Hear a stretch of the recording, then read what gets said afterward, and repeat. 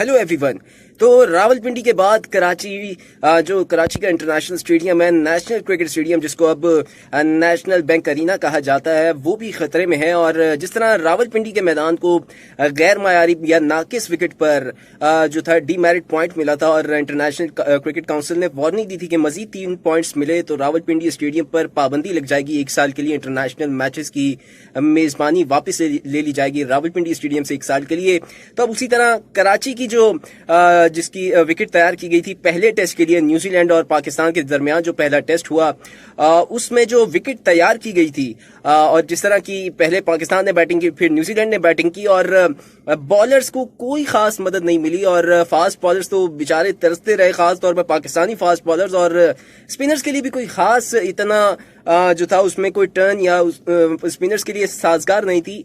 गो के एंड में तीसरे, चौथे और 5वें दिन स्पिनर्स को मदद मिली, लेकिन शुरू के जो 3 दिन थे या यूं कह लीजिए 4 दिन स्पिनर्स को इतनी कोई खास मदद नहीं मिली। उसका सबसे बड़ा वाज़ेह सबूत 70 ओवर्स करवाए अबरार अहमद ने और तब जाकर उनको 5 विकेटें मिली और रन्स 250 से ज्यादा रन्स दिए उन्होंने। और बिल आखिर थक कर या न्यूजीलैंड ने इंतजार कर करके आखिरी विकेट भी, जो पाकिस्तान न्यूजीलैंड की आखिरी विकेट भी नहीं ले सका और बिल आखिर न्यूजीलैंड ने अपनी जो दूसरी इनिंग्स थी वो अपनी जो पहली इनिंग्स थी वो उन्होंने 9 विकेटों पर 612 रन पर डिक्लेयर की।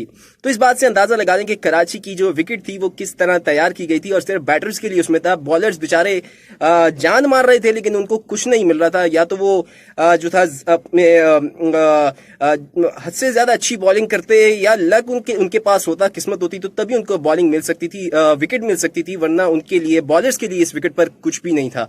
और इसी वजह से अब आईसीसी जो है इस बात में सोच विचार कर रहा है और सोशल मीडिया पर कराची की विकेट को भी काफी तनकीद का सामना है। जिस तरह रावलपिंडी स्टेडियम की विकेट तैयार की गई थी और उसी तरह कराची की विकेट की भी, हालांकि कराची और लाहौर की जो विकेटें थी वो उसको नए सिरे से तामीर किया गया था या नए सिरे से बनाई गई थी, लेकिन कोई उसमें खास तब्दीली नहीं है, बल्कि जो पहले की नेशनल स्टेडियम कराची की जो विकेट होती थी उससे भी इसकी अबतर सूरत हाल हो गई। और रमीज राजा की जो उन्होंने जितना विकेट का वावेला किया था, या उनके ऊपर सवालिया निशान उठ गया कि उन्होंने अपने दौर में या जितना भी उनका ये टेन्योर गुजरा है वो बड़ी विकेटों के ऊपर बात करते थे, तो उन्होंने विकेटों की तैयारियों में किस सिलसिले में क्या किया। कराची का हाल आपके सामने में, रावलपिंडी को उन्हीं के दौर में 2 मरतबा जो है डीमेरिट पॉइंट मिल चुके हैं।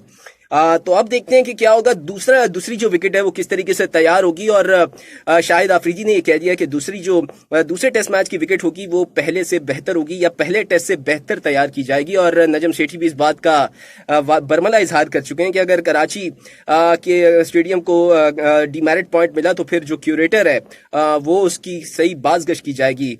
अब ये तो हो गई विकेट के हवाले से अपडेट, और अब कुछ बाबर आजम के हवाले से बात कर लेते हैं। और बाबर आजम काफी इन दिनों खबरों की जीनत बने हुए हैं अपनी कप्तानी के हवाले से, अपने रवैये के हवाले से। और अब खबरें कुछ यूं आ रही हैं कि बाबर आजम पहले तो प्रेशर पर हैं, जो इंतजामिया आई है पाकिस्तान क्रिकेट बोर्ड की, और काफी टेंशन में और प्रेशर में है बाबर आजम और उनको नहीं पता कि उनका मुस्तकबिल क्या है और कप्तानी के हवाले से भी काफी प्रेशर में नजर आ रहे हैं और खास तौर पर अब उनके रवैये में काफी तब्दीली नजर आ रही है। और उसकी सबसे बड़ी जो मेन चीज है, पाकिस्तान टीम का जो ओडीआई स्क्वाड अनाउंस हो गया, मुमकिन ओडीआई स्क्वाड अनाउंस हुआ है 21 रुकनी और 22 रुकनी, जिसमें जो है शर्जील खान की वापसी हुई है, हसन अली शामिल हुए, शान मसूद शामिल हैं, अबरार अहमद शामिल हैं और दीगर जो खिलाड़ी शामिल हैं। और बाबर आजम का ये कहना है या जो मीडिया रिपोर्ट्स कर रहा है उसके मुताबिक Babar Azam chief selection committee के इस फैसले से नाखुश हैं। और बाबर आजम के मुताबिक, या जो मीडिया रिपोर्ट्स हैं उनके मुताबिक, बाबर आजम को लगता है कि ये उनकी मर्जी की टीम नहीं बनाई गई और उनसे पूछा तक नहीं गया कि मुमकिन 22 रुकनी स्क्वाड अनाउंस करने से पहले बाबर आजम से पूछा भी नहीं गया, एक लफ्ज भी नहीं पूछा गया। और शाहिद आफरीदी ने अपनी मर्जी से 22 रुकनी स्क्वाड का ऐलान कर दिया और फखर जमान को ड्रॉप करना बाबर आजम के लिए हैरान कुन था। और ये एक सामने आई है और बाबर आजम काफी नाखुश हैं और उन्होंने इस बात का इजहार अपनी मैनेजमेंट से भी कर दिया और मैनेजमेंट के थ्रू बाबर आजम का पैगाम शाहिद आफरीदी को पहुंचाया गया। और इसी सूरत में शाहिद आफरीदी जो थे, चौथे दिन जो पहला टेस्ट चल रहा था उसके चौथे दिन नेशनल स्टेडियम में भी मौजूद थे और तवक्को ये की गई थी कि शाहिद आफरीदी जो है मैच के दौरान या फिर जो ब्रेक हुआ है या मैच के बाद बाबर आजम से भी मिले होंगे और उनका जो तशवीश है उसको उन्होंने दूर किया होगा। लेकिन अब जो मीडिया रिपोर्ट कर रहा है उसके मुताबिक शाहिद अफरीदी ने बाबर आजम को ये एक बात बताई है कि या ये एक एतमाद में लिया है कि ये अभी हतमी स्क्वाड नहीं है, ये एक 22 रुकनी मुमकिन स्क्वाड का अनाउंस किया गया और इसी में से जो है नामों का ऐलान किया जाएगा। जो 15 रुकनी ओडीआई जो स्क्वाड होगा पाकिस्तान का, जो न्यूजीलैंड के खिलाफ वनडे सीरीज खेलेगी, और वो बाबर आजम से मुशावरत के बाद होगा।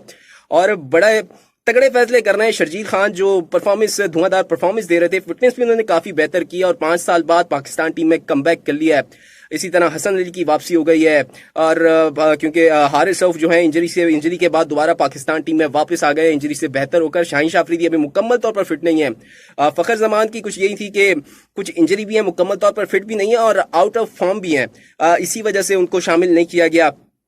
इसके अलावा सरफराज अहमद ओडीआई स्क्वाड में शामिल नहीं है और कुछ बड़े और यंगस्टर जो हैं उनको जो डोमेस्टिक क्रिकेटर्स के जिन्होंने अच्छी परफॉर्मेंस दी है उनको ओडीआई स्क्वाड में शामिल किया गया और बड़ी अहम तब्दीलियां नजर आई हैं या बड़ी तब्दीलियां नजर आई हैं। और ओडीआई जो स्क्वाड है 15 रुकनी स्क्वाड, वो किन खिलाड़ियों पर मुश्तमिल होगा ये तो हमें दूसरे टेस्ट तक का इंतजार करना पड़ेगा, क्योंकि दूसरे टेस्ट के दौरान ही 15 रुकनी ओडीआई स्क्वाड का ऐलान किया जाएगा। कप्तानी बाबर आजम के ही करेंगे और नायब कप्तान शादाब खान होंगे।